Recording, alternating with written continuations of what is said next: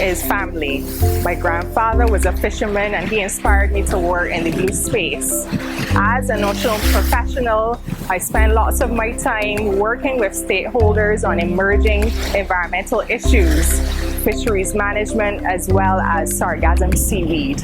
A lot of interesting things we're working on right now include forecasting sargassum and packaging the information in an Outlook bulletin that helps to inform decision making.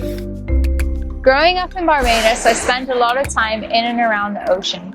I converted this passion into a career in marine biology, recently graduating with a PhD from the University of the West Indies here in Barbados. I'm also an artist, and marine life has played a big inspiration in my artworks. My love for the ocean really stems from marine organisms in coral reef and coastal ecosystems.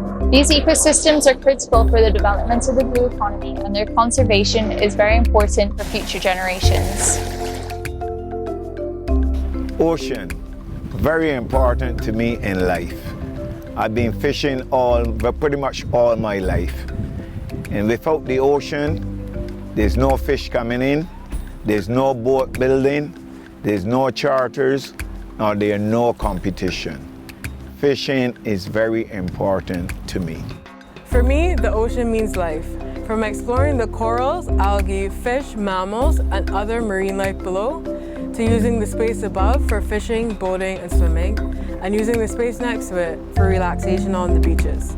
These are a few reasons it is important to conserve and protect our marine ecosystems, as is done here in the Marine Protected Area at Folkestone Marine Reserve.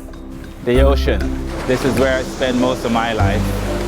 When I was a youngster in school, I didn't believe that I'd be spending so much time in the water. But here I am now, teaching people to scuba dive, teaching people to swim. This is how my family survives. This is how I survive. Happy Oceans Day.